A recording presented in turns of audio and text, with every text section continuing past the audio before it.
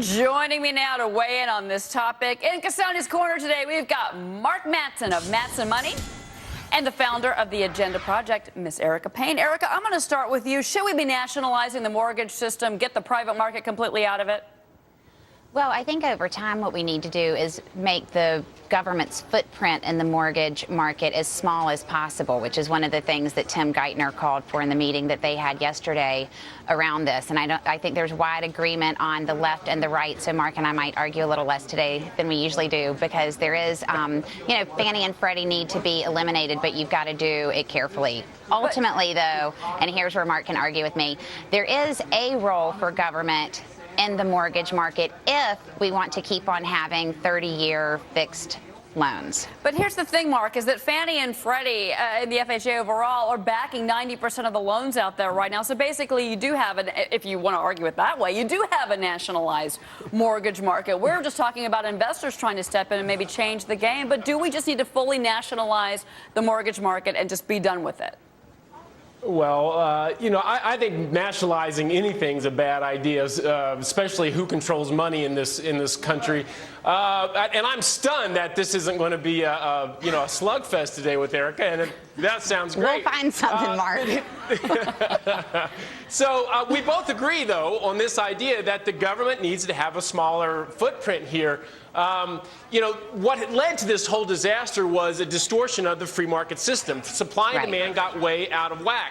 And there's a lot of blame to go around. Yes, Fannie Mae and Freddie Mae and affordable housing drove it, but the banks drove it. The people trying to flip houses drove it. The secondary market, it all got messed up because of various people that thinking this thing was going to go on forever. The only way long term to get that supply and demand back into to parity is to privatize this whole system.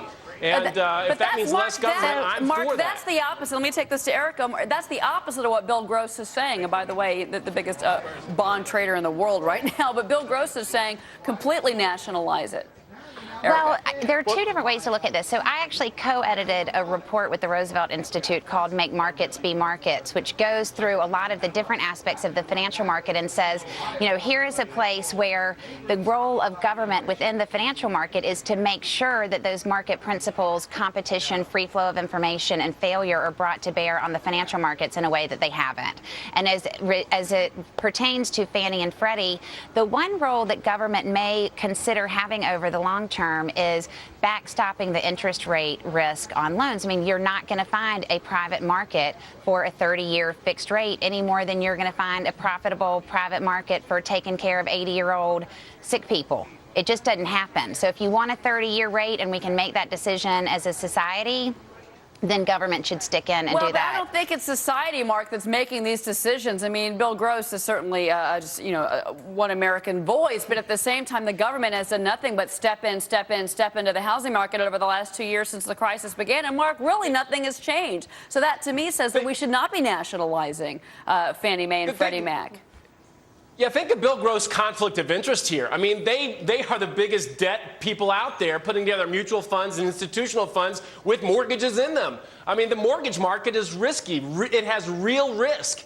And the idea that you can just federalize it, nationalize it and take away that risk means that people that are going to subsidize the risk, and what you're going to do is you're going to reward failure, you're going to punish success, and he's got a vested interest here. I mean, I'm sure he'd like to have his bond portfolios guaranteed. Right. The reality is, in our portfolios, we're all short-term government income. That's a good point. So that we don't run into that problem. That's a good point. Liz McDonald, I want to bring you into this because that is the point here, is that Bill Gross does have potentially here a very big conflict of interest. Yeah, and that is an issue. But look, if the government, we saw Treasury Secretary Tim Geithner talking about reform of Fannie Mae and Freddie Mac, the Thelma and Louise of housing that is about to, drive taxpayers off the cliff, to paraphrase Pat Buchanan. If they were serious about Fannie and Freddie, they would have put them in financial reform instead of treating them like an in-house appropriations committee, as the Wall Street Journal calls them. They would have stress tested the two of them before giving them that unlimited pipeline into the U.S. Treasury, and they would have subjected the executives there to pay-czar restrictions. None of that happened. So the issue, though, in phasing them out is who's going to take on the $5.6 trillion in paper that sits on Fannie and Freddie's balance sheet. Can the market absorb that? Can the bond market absorb it? There is so much more to talk about on this issue, and I want to keep Erica Payne, Mark Mattson, I want you to stay with me. Going to take a break real quick. Cassoni's Corner is going to actually continue now. We're going to have more debate in Cassoni's Corner, plus Congressman Barney Frank's solution to the housing mess coming up next, only on Fox Business, and you are watching us in True HD. Be right back.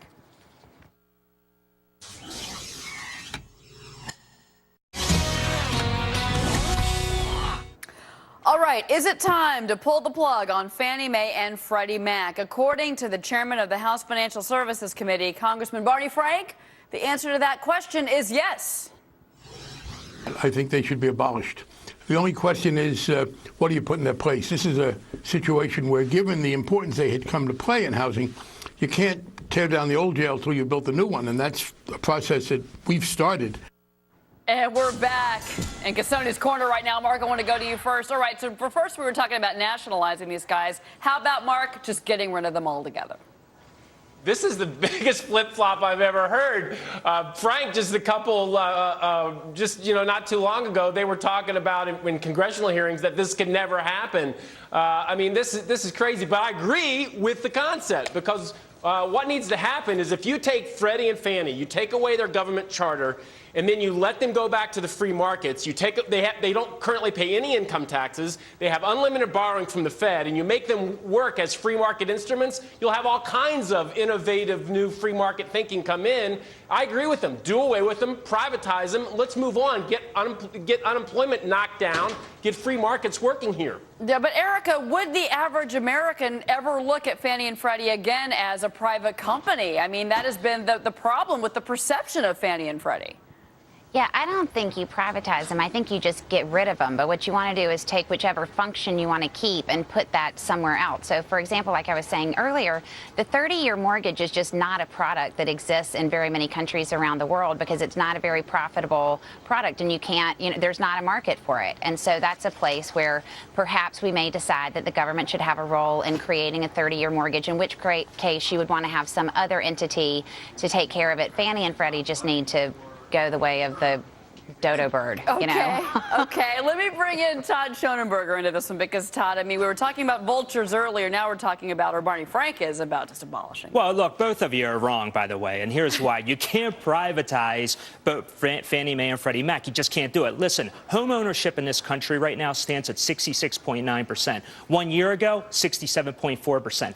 Guess what the historical average is for home ownership in this country? It's 64%. If you get rid of Fannie and Freddie, you know what's going to happen to interest rates? They're going to go up. Mortgage rates are going to spike higher. That's the golden goose right now for the housing industry, and they still can't sell homes right now. What are you going to do? You can't take that away. Obviously, something needs to be done, but right now you just can't privatize them until you get down to that historical rate of 64%. Liz McDowell? Look, I mean, other countries didn't have a Fannie Mae and Freddie Mac. Australia, Britain, Denmark. There was no Fannie Mae, Freddie Mac. They have comparable home ownership rates. We are the only country in the world with the most intrusive government intervention into the housing market, and look at where it got us. It got us with lousy paper securities now dumped on the Federal Reserve's balance sheet. So how do you get out of it? You do a runoff, and I think Erica's right. You have to do a slow runoff and break them up. Break them up, but it's going to take time to absorb that $5.6 trillion of paper on their books, which is about 11% of the entire GDP of the entire planet. So that's a lot. And Mark Mattson, I mean, that's a good point here, is that, you talk about wanting to privatize Fannie and Freddie, but you do need to have somebody else on the other side to back up the mortgage market. And right now, besides Lou Ranieri, we don't really have anybody. Well, here's the problem. They're talking about the $5 trillion that somebody has to quote-unquote pay for. The reality is the properties are only worth what they're worth. The mortgages are only worth what they're worth. Just artificially propping this stuff up only creates more bubble and then makes the free markets unable to operate. So, this idea that we need government intervention to prop things up, that's what caused the problem to begin with. Erica, who's going to pay for the $5.7 billion? Cheryl, this is a really important point. I mean, this is the problem. If you're flying a plane through the air, which is what we've been doing, and all of a sudden you rip off the two wings, it's going to crash. crash. One of the reasons in the earlier segment where you all were talking about the vultures doing the loan modifications, one of the reasons that they're able to do that effectively is because they're not dealing with the banks. And when you're dealing with the banks don't want to deal with the vulture lenders because they're going to have to write down their balance sheets because the vulture lenders buy those mortgages at such a lower principal. And so as soon as you start seeing banks writing down these principal to where they probably should be, the whole financial sector is going to be in crisis again, exactly how it was. And I want to clarify one point, which is about Fannie and Freddie. This is not something you can do tomorrow. This is something that you need to set as a goal, 10 years from now, and then you need to let the market slowly absorb those changes. Well, the good news is there's a lot of opinions and voices out there. Thanks to both of you for sticking around Cassoni's Corner today. Mark Madsen, great to see you, sir. And of course, Thanks. Erica Payne. Thanks a lot, y'all. Thanks to both of you. All right, a six-figure salary, expenses paid, weekly travel to and from Washington, just another day in the life of your elected officials. But are your representatives and senators worth the money that you're spending on them? That is next on Fox Business, your network of opportunity.